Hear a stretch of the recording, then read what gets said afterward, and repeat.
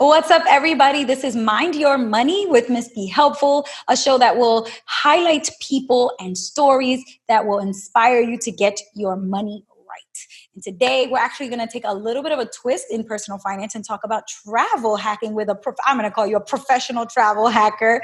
I have Kara from Instagram, where we met first on Instagram is Aunt.Kara. Kara, how are you doing? I'm good, thank you. How are you? I'm good. I'm so excited to have you on. We have not had a chance to really have a one-on-one conversation yet, but have been supporting each other on Instagram for so long. I was like, Yes. I got to have her on the show. I love your account. I love yours.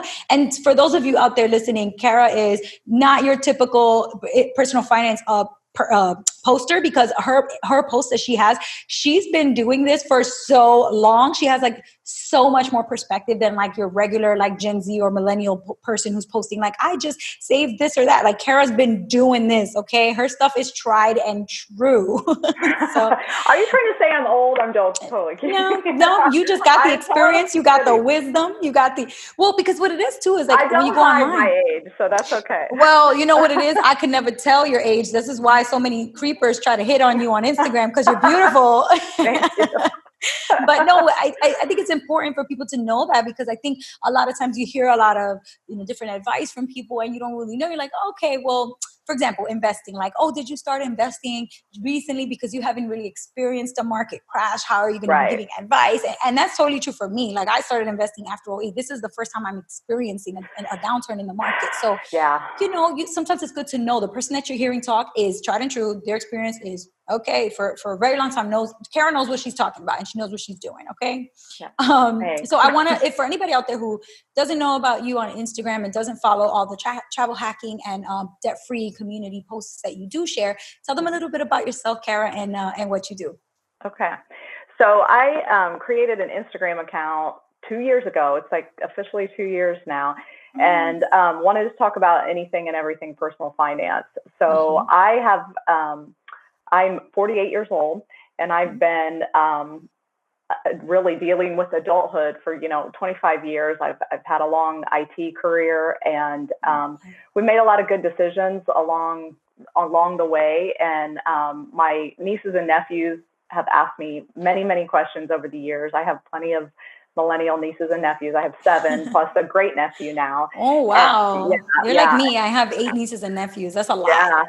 Yeah. And so we're very close, but as they got older, we kind of spread apart, and I wanted to have some kind of platform where I could still communicate with them and tell them the stories that they're used to hearing me tell them in person, and kind of say, here's my advice, when you're going to look for a house, or when you're starting your new job, or when you're deciding to think about saving for kids or college or, retirement, that it's something that I still have an avenue to communicate with them, when we're all have our busy lives. So I started up this Instagram account. I ran it by them first. I said, what do you guys think? Does this make sense? We have a big group text, and they're like, I think it's perfect. That's exactly what you should do. I said, all right. So I said, let me get this thing going. And then over time, I've covered all those topics, but it was sometime last year I started talking a little bit more about my travel hacking too. So one of my big passions is travel hacking, which is basically being able to significantly reduce the cost of your travel through points and miles with the various travel loyalty programs. Yep. And so that's something I've done for a long time. I really picked it up, picked up the pace with it in 2012. So since 2012, I've hit it really hard, because we do have 4 people that travel now, that I have 2 kids and my husband. And so I'd post some things and put some things out there about what we like to do, because it's a big passion of mine. Like I'm super into it. And then lots of people started asking me more questions about it. That's and like, tell me more. Yeah. My following got bigger, and people, my foundation is good personal finance. So, and I never want to lose sight of that. When I do travel hacking, which involves, opening up credit cards and routing a lot of expenses through credit cards, understand that I have no credit card debt. And so those principles and practices of good personal finance never go away because of travel hacking. But I was kind of hesitant to talk too much about it because I was afraid I was giving conflicting messages. I hear that. I totally hear that, because I that's the same thing with me. It's like I talk about personal finance a lot, but I do use my credit cards a lot. I don't have any credit card debt though. And so it's, you know, people sometimes they don't understand that clarity is so important. But I think there's a right balance, and I feel like you've figured it out. People trust your personal finance advice, and they also know you for travel hacking. At least that's what I've seen. I think I have the credibility because I didn't like go out of the gate, and people didn't, you know, people got to know who I am and what I stand for. You know, we have 2 houses. We don't have mortgages on those houses. We have 2 kids that their college is fully funded now. And you did that through investing early, right? You did you did 529s for them, right? Yep, we opened up 529s as soon as they were born, and continue to contribute. I have lots of posts out there about, you know, how we went about it. And once our mortgages were paid off, that's when we really started putting a lot of money into their college savings, because it was like, now we're going to direct our money over here. You know, just pretend that you're still paying the mortgage, but instead put it in there. I love that. Yeah, that's exactly what we did. So, you know, again, all those principles never change because I travel hack. So I don't ever want to see people suddenly think I'll just dive into credit cards and sure, I'll pay them off at the end of the month. And then something comes up and they can't pay them off at the end of the month. That was always my fear, but it seems like people get it and know where I'm coming from and trust that I'm not reckless about my travel hacking. And I think that's why I kind of hesitated, but boy, people, I mean, when I put Q&As out there, they just all, and that's what I get DMs on all the time. Right. That's right. It's so funny because when I first found your Instagram handle, I found it through the hashtag debt-free community, because once I got debt-free, I started seeing more debt-free posts, and I was meeting a lot of people in the debt-free community. And also the thing about that is the debt-free community is it's such a wide range. I mean, you have like the Dave Ramsey people, you also have like the FIRE people, you have so many people they all follow the debt-free life, but they might have different principles and beliefs and strategies. And I remember finding you through there, and then going to your page and being like, oh, like she's a travel hacker who also does like debt-free community posting. And so it was just interesting to me, that combo, but now I get it. It's like, no, you started with the personal finance stuff. Right. And I love that it was for your nieces and nephews. That's why your Aunt.Kara. Yeah, that's so exactly. Cute. It was funny to say, what the heck should I call myself? And I was like, you know what? I'll call them whatever, what they call you. Call me. Yes, exactly. I love that. And you know what it is too? It's like the invaluable advice that you have for your own nieces and nephews. Why limit it to them? That advice is so helpful for anybody, not just your own nieces and nephews. Everybody who can hear you give that advice will benefit from it. So I love that you were kind of like, I want to give my nieces and nephews this advice. I'm also going to take it to a place where, we can connect, but also other people can access it too. And it can help them and their kids and their nieces and nephews as well as just, just yours. Yeah. And I try to put, I don't try to just like throw out, clever words of wisdom and generalities. And when I share something, I'm saying, here's the right thing to do, or here's what I believe in. I give a story behind it to say why. Now, sometimes my nieces and nephews, or, my real nieces and nephews already know, the background, but I try to put a story behind it so people understand what my experience was and why I feel the way I feel about something. So I always try to put that in there, because I do want it to be something that can help the broader audience, not people just that know me personally. That's right. And also that they would have context for your situation, so that they don't make those assumptions like, oh, she's taking on all this debt, It's like, no, you have the full picture of her story.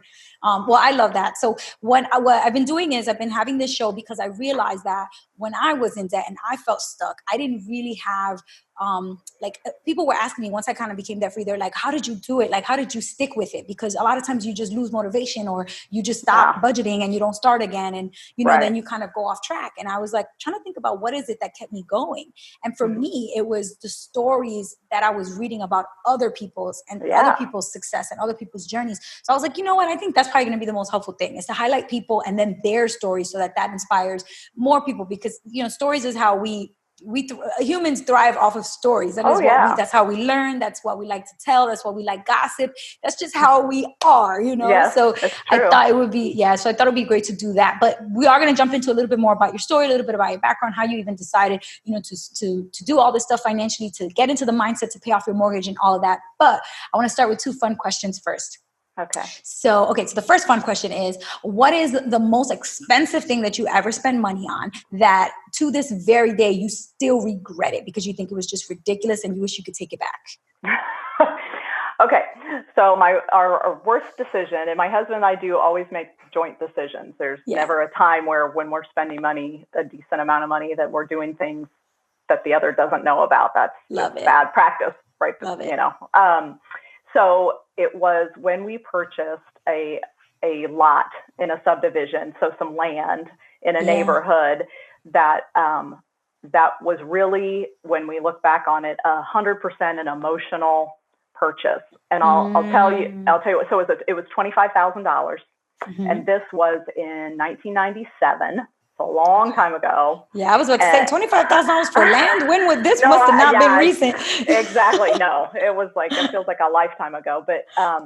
But it was at a time where we were ready to move back. We live in the Midwest. We were ready to move back to the area that we live in now. Yeah. And but we weren't there yet. But we were so ready to get back here. So even before we moved, we bought this land because it was right by my sister. It was right next door to my sister. Nice. From looking at real estate, and this was before my husband was in real estate. He's in real estate now, so we would never do this now. Boy. But the lot itself, there was nothing special about it. It backed up to the thing that was special is it was next to my sister. But it backed up another subdivision that was a completely different value of a subdivision than the one we were going to build in. Yeah. It was very much like it. We were so desperate to get back here. It almost made us just feel better to buy something. Like we felt like we were one step closer by buying this lot.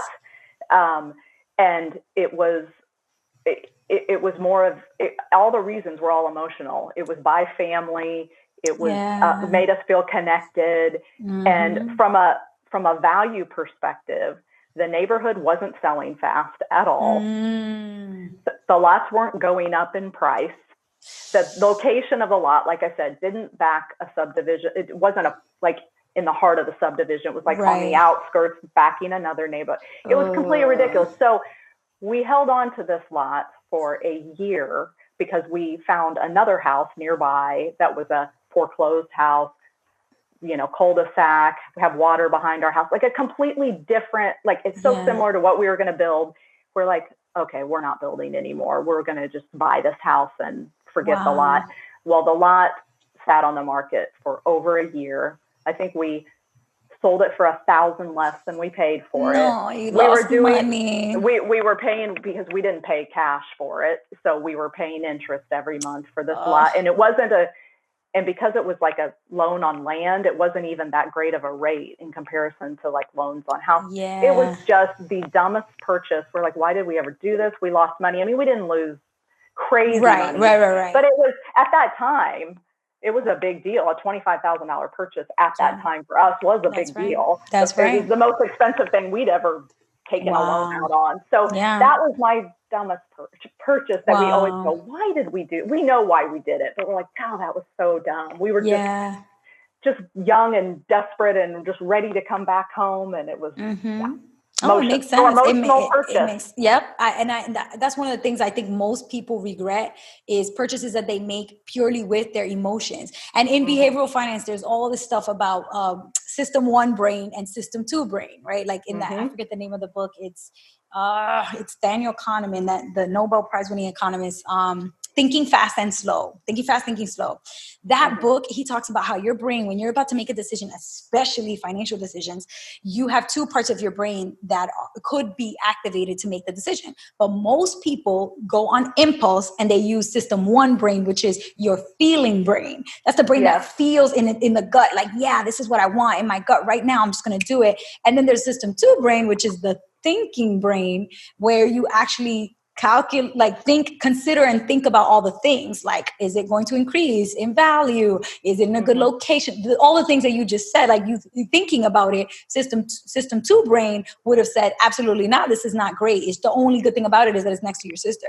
But most of the time we don't make decisions with system two brain. We make decisions with system one brain. And that's what makes us regret. Yes, no doubt. Yeah, system two brain, you guys got to tap into that system two brain, which means don't make a decision right away. If your gut is telling you to buy something, pause, wait on it, write down all the things, the pros and cons, and then come back. The purchase should, if it's a good purchase, it should still be there when you come back. You know what I mean? It's not going to disappear like that. But okay, I love that because it points out that like you got to think about your purchases, and is it logical? Is it sensible? Don't just do it because you think it's going to make you so happy, right? To be right next to your sister. Okay, so what about on the flip side of that? A time where you made a big purchase, and maybe somebody else might look at your budget and think that you are just out of control, like that's ridiculous for you to spend that much money, but you actually are so proud that you made that purchase. It was worthwhile for you. You're happy and glad that you did it, even though it was expensive. Right. Okay. So the funny thing about this next example is absolutely another real estate purchase, but the way you just described it and all the things we thought, and when we look back at it, our absolute best purchase was when we bought we have a second house that we purchased just 2 years after we bought our first house. And let me tell you, so when I call it a house, understand it had no heat, it had no air. I mean, so it was not a year round. It was like 600-ish square feet. Okay. And we're in the Midwest. So that's tiny for you guys. That's big for New York City, but that's small for you. You're right. That's why I had to give that disclaimer. I was like, oh, that's a lot of space. Wait. Context. Right. But so it was a house that had a lake view, and you had lake access. So we were able to have a dock and a boat and things like that. That's ours. And it was, so I'll tell you the prices on this. So this was in 1999. Okay. And this house was $39,000. What? Yeah. And so that does not happen. That's like a price from the 80s. Like I know. And so it was one of the smallest houses. It's in a neighborhood, but again, it's at a lake community. Yeah.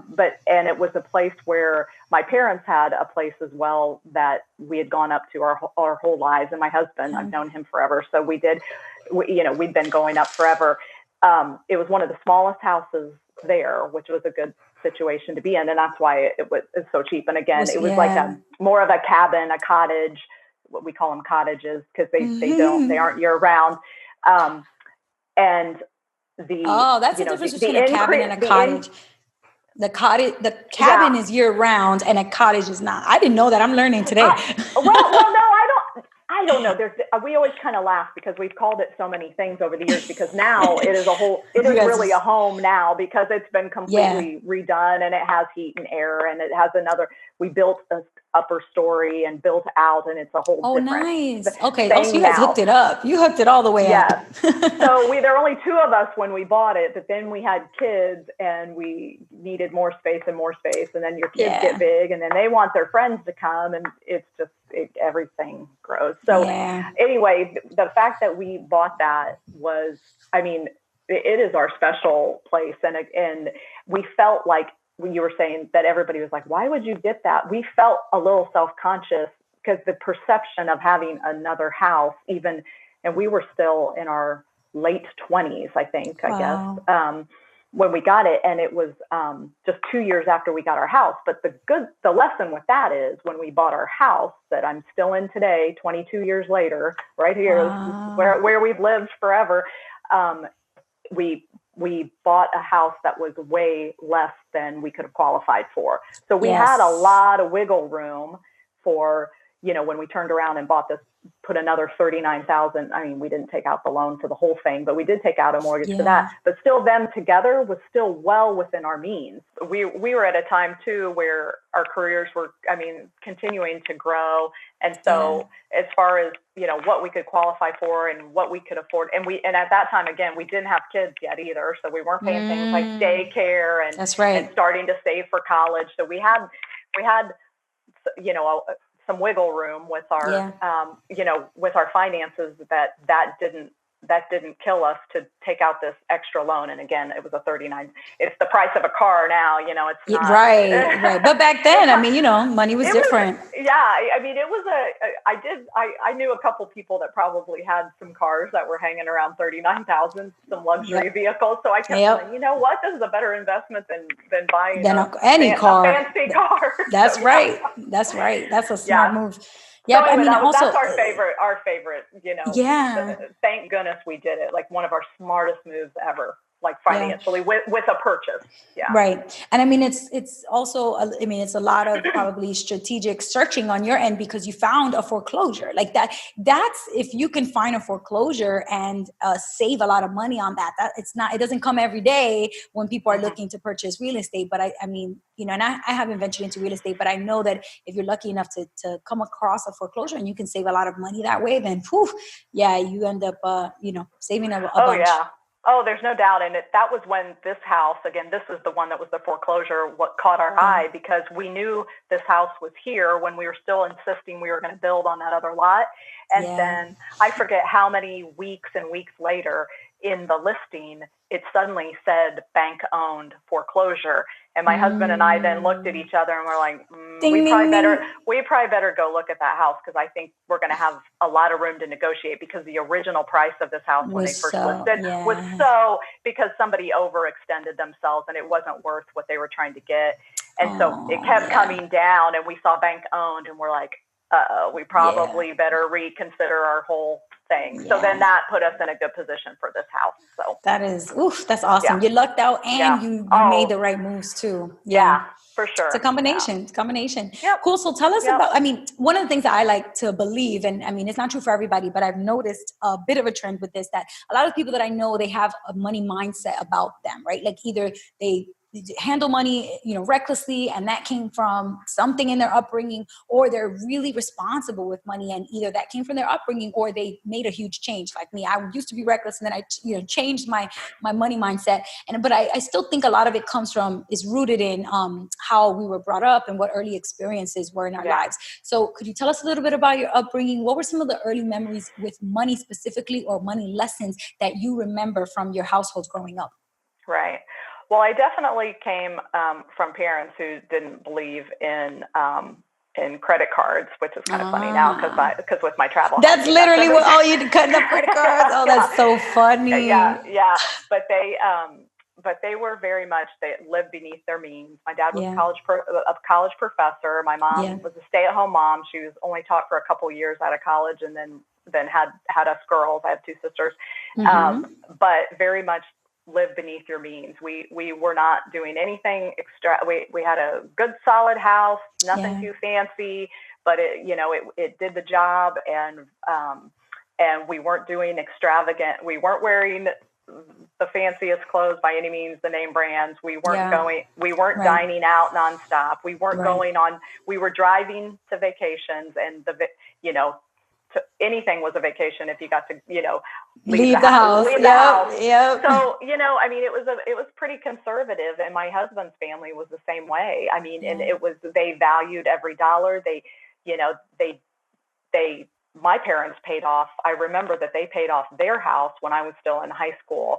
And so, because they stayed in their house for almost 50 years. I mean, when all was said and done, and they just moved by us a couple years ago. But, so I kind of had this model of like, you go somewhere, you stay there, you pay it off, and you move, and you live beneath your means, and you save. I remember my dad talking to me about his retirement, because I asked lots of questions. I was definitely always interested in money when I was little. I'm the youngest of three, and I had a lot of years where it was just me at home after my sisters were off. And so lots of questions about how money worked. And when I was young, definitely was looking for, ways I could make money. I did tons of babysitting. I worked at clothing stores. I worked at a pool concession stand when I was in high school.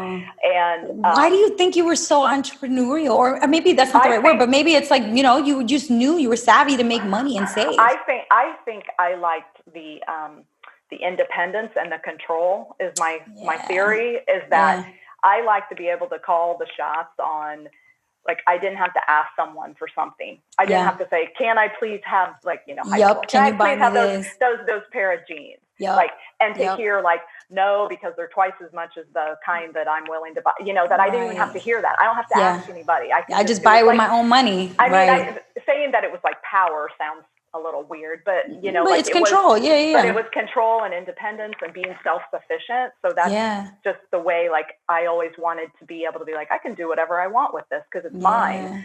And I think that's like something awesome. In me was like that. And I do feel like that's why I was always motivated to, you know, to try to be in control or whatever. That's awesome. I feel like I never had that. And I think maybe it's because I like to think like my parents, they never really modeled that for me, because when they first came to this country, they were just very much like, they were just so happy to be here. They were just so happy that they could come to America, that they could live here. And so they were very complacent and like, you know, they were like government assistance. They would just take whatever they could get, food stamps, take whatever they could get in assistance. And I never really saw them like being go-getters, like above the bare minimum that you can get from the government. Right.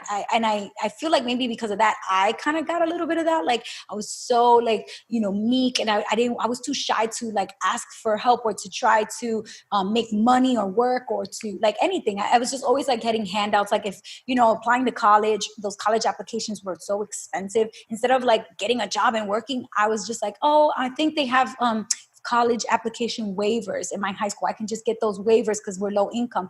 It was like my mindset was just so dependent on getting handouts. And it wasn't until after college and I started working, making my own money, like a real paycheck, that I said like, oh, having this money and being able to do what I want feels good. I want more, and I want to be able to have, you know, be able to do money right.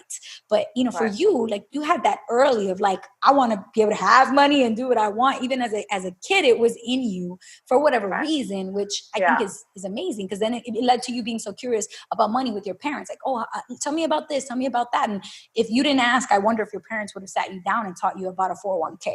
You know, like I don't know, because I can tell you. I mean, my sisters and I kind of laugh. They didn't ask as many questions as I had, and so I think some of it was probably like just me showing the interest and them going, okay, we'll tell you more if you ask or whatever. But it is, I think, you know, when you're young, I mean, you are so influenced by, you know, what you see, what you see. And so whether it's the model you want to emulate, or I don't want to be that way, or it's even your friends. I mean, I had friends that were very well off that got everything they wanted all the time. And like, I couldn't wait to go to their house and open their closet. Like, oh my gosh, look at what you get to wear every day, you know, like, and then I had friends that were opposite end of the spectrum where it was a whole, I mean, I had a lot of visibility to, you know, I don't want to, you know, money and the spectrum, the wide spectrum, right? Like I was good friends with them, that I was in their house. I saw the family dynamics. So I feel like I was exposed to a lot of things, and then I saw my personal situation. But your example of, you know, you only know what you see when you're young, and you didn't have the opportunity to see other examples to the you know, in the way you were after you graduated from college. So. Yeah, that's right. That's a great point. Because your mind is limited to what you know at each point of your life. At that point, I literally only knew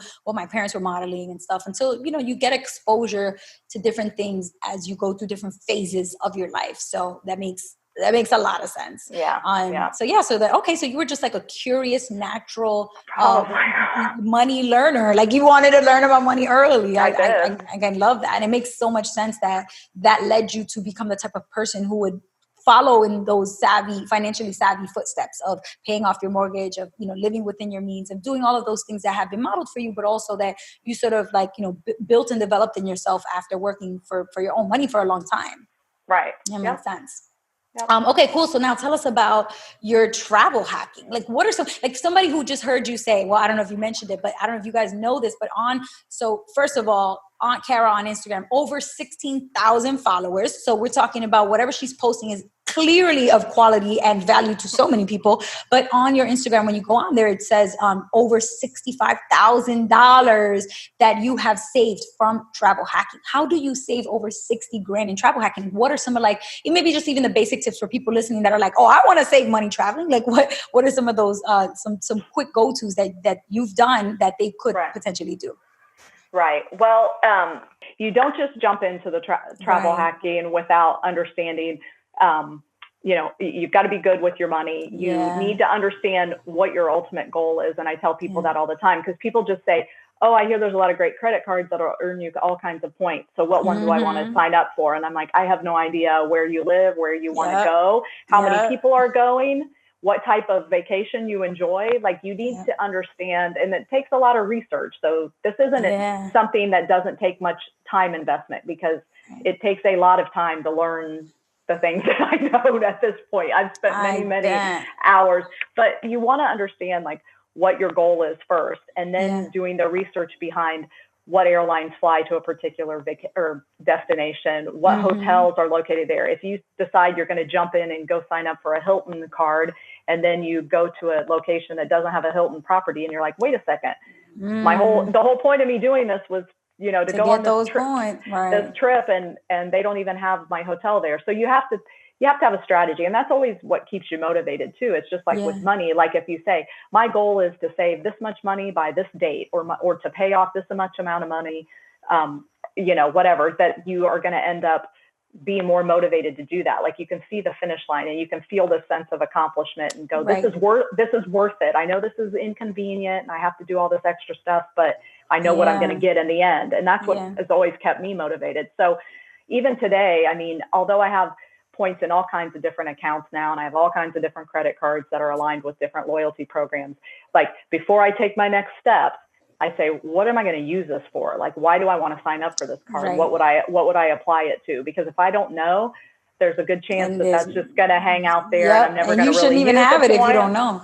Right. No. So that's what I always tell people to do. But there's so much good information out there with all the blogs. And I don't have a blog, and I don't want to replicate what all these great guys do out there, because it's already there, and I use them all the time. So once you say like, oh, I'm really interested in Southwest, oh my gosh, there's just endless information out there to find out how people earn their Southwest miles, how to earn a companion pass, which I do talk about on my Instagram account. I've seen it. Yep. Yeah. And Southwest is one I absolutely love, but there's so many things that if you want to see the fine print, you can go into the websites themselves, like Southwest website. You can call up Southwest customer service and ask them these questions. I mean, I even still do that, where I'm like, I am not clear. If I do this, will this mean what will happen? Does this count, or should I?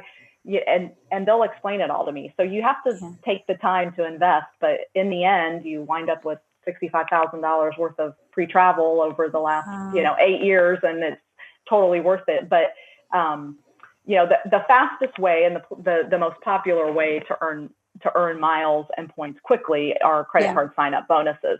So everybody knows that. And there's a lot involved in that, and you don't want to get in too fast, because there's always a minimum spend, not always, of course, almost always a minimum spend require. Yep. There's also annual fees. So you have to look at the big picture and say, is this really worth it? How long, and is this card worth hanging on to, beyond the first year when I get this sign up bonus? Because some I say, yes, absolutely, it's worth hanging on. Some of them I go, no, just downgrade it to a no annual fee, or just get rid of it. So it's a very individual preference type of hobby. Like, you need to, what I do might not be exactly what you would do to hack, because, you have different interests in your travel than I do. I travel domestically almost 100%. I have friends that do travel hacking, and all they care about are the international airlines, and they care about different hotel chains that are more popular abroad. So like, I'll talk to them and I'll be like, yeah, I don't really care about that hotel brand. I don't care about that card. That doesn't do anything for me. I like these cards. So it's individualized for sure. That makes a lot of sense. Now, my thing is with travel hacking, I can't say I travel hack. I definitely have hacked a couple of trips that I've taken, and I do save a lot when I use, like, for example, I fly JetBlue a lot. I have the JetBlue credit card, and I got grandfathered in because I had the old one. It was an Amex first, and then it got changed to MasterCard. So I still have the old one where you can get 6 times the points when you use it to buy JetBlue flights, which I do a lot. And for work, I buy a lot of JetBlue flights, and then I get reimbursed, and then I get 6 times the points. So with JetBlue specifically, I've been taking advantage of that. But at the same time, I start hearing other travel hackers, and you mentioned it a little bit, where they say like, oh, I'll open up this credit card, I'll get all those sign-up bonus points, but then I close the credit card a year later. And in my mind, I'm like, you are just going to mess up your credit score. So you have to let me know, if you open cards and you get these travel bonuses and then you keep closing them, aren't you going to have like horrible credit after that because of all of the inquiries and then closures? And then how do you keep good credit, but also travel hack? Right. So, well, one of the things is I don't close all the cards I sign up for. So that's one thing too. I mentioned downgrading is something that people completely forget that they can do. That not every card has this. Option, but you can actually downgrade to a no annual fee version, and it's not a credit pull. You keep the same exact card number. They'll issue you a new card, and you don't earn this at the same rate that you did the old way. But if you are trying to establish credit history, which is a big component of your credit score, then you think like, well, you're right, keep opening and closing, then your length of history with credit is going to be impacted, because it's just looking like they're going to see the trend that you don't keep things for very long. You open and close. Exactly. The thing that I have to remind people with me too is, again, I've been working for 25 years. I've had credit cards for 22 years. So I have a huge credit history. I've had mortgages. I've had all kinds of different, like, years and years of whether it was a car loan or something else. So I have a lot of credit history. So me opening and closing cards, and I don't do it. Like, the last card I opened was last summer. So I haven't opened a new one for a while. Now, Mark just did 2 in the last 7 months, but because we were trying to get the Southwest Companion Pass, he did one as a business card, one as a personal card. Gotcha.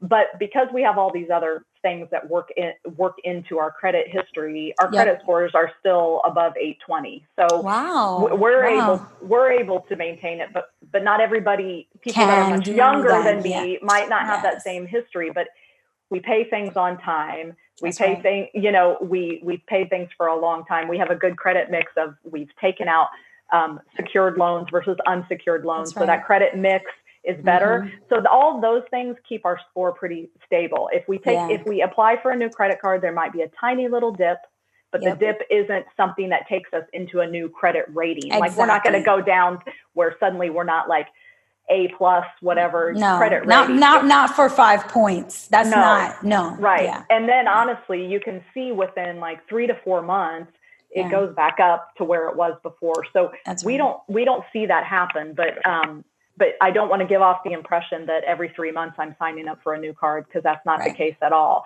Right. And I don't close all of them. All my hotel cards I've kept open for many years, because they all have a free night associated with them every year, which is the annual fee is way less than a free night at the hotels that you can stay at. So it's financially, like, it's worth hanging on to.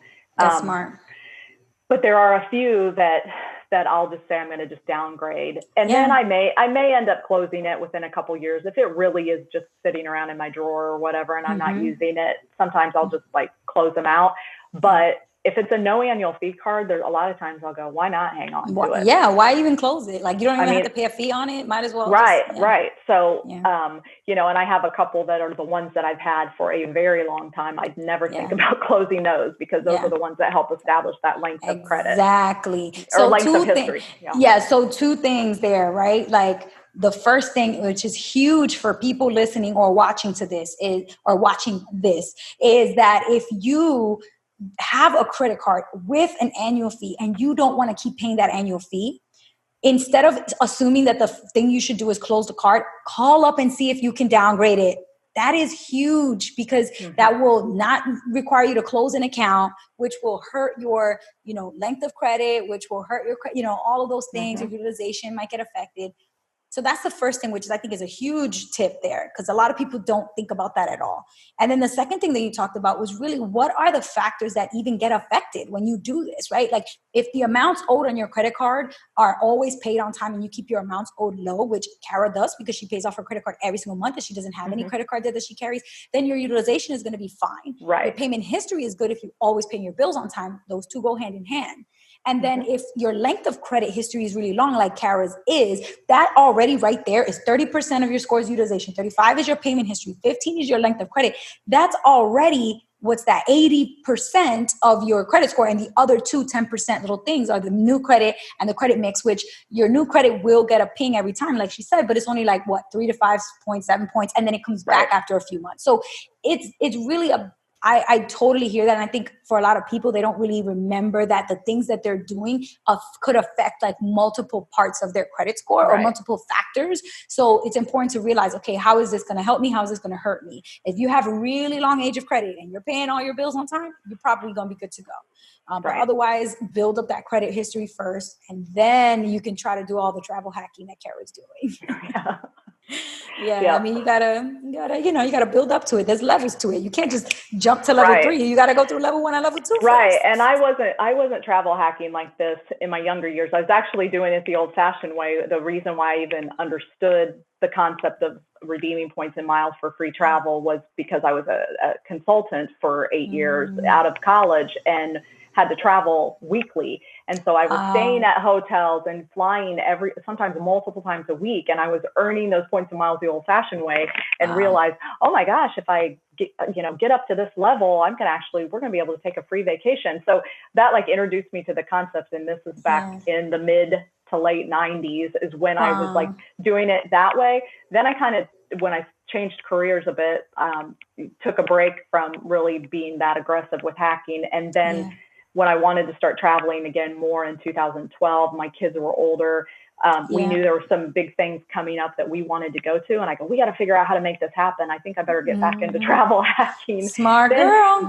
Then we had all those years of his credit history that luckily were good, that enabled us to really get going right away and go hard with the hacking. So that's awesome. That helps. It's smart that, because sometimes you do, you think you're going to go. But if you just take a break for a little while when it comes to credit and borrowing, it actually helps you to take a little break. And because it just builds more credit history, more payment history, and there's not a ton of activity going on, opening, closing, all this stuff like it. That actually does help you. So I mean, sometimes you just got to take a chill pill and build out that credit history, and then you can come back to the hacking. Yeah.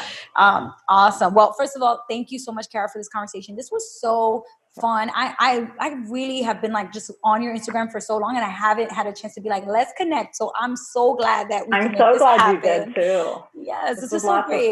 I learned so much about you that I had no idea, and also just more about like why you started your whole profile. And I'm just, I love it. I'm in awe of how savvy you've been your entire life with your husband around all your financial moves. You're just #goals. Okay. #goals. Thank you.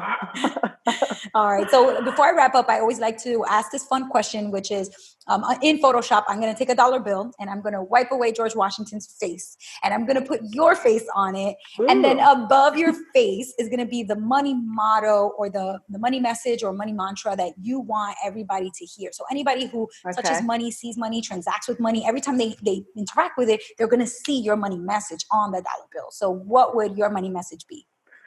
So my money message would be that, and actually it could actually apply to more than money, but that your life is created by the choices that you make.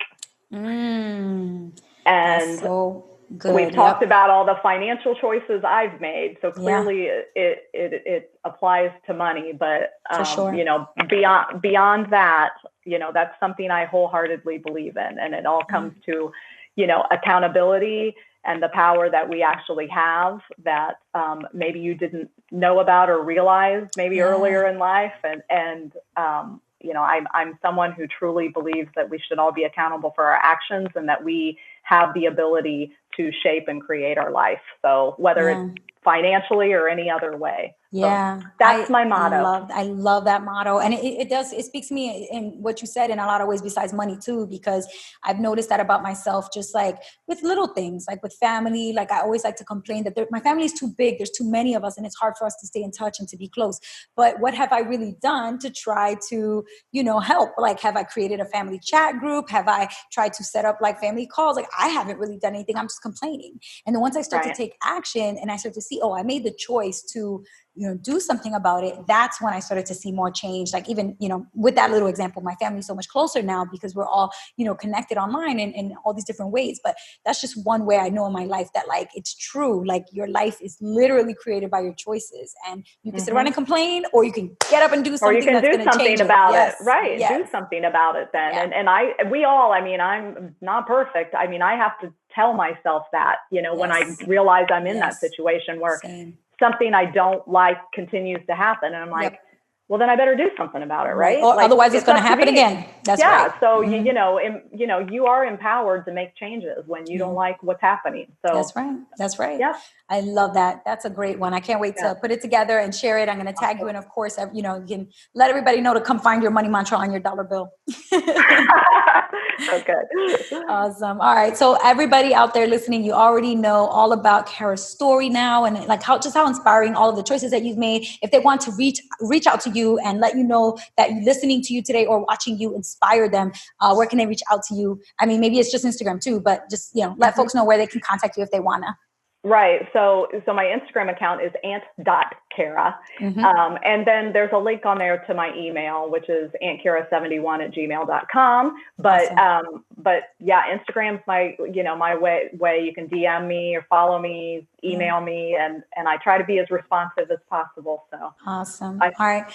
Thank you so much, Kara. This was so fun. And I will let you know when all this content is available and when all the things are good to go. But I really appreciate you taking the time and hope that, you continue to be healthy and safe and happy, and that you enjoy the rest of your weekend.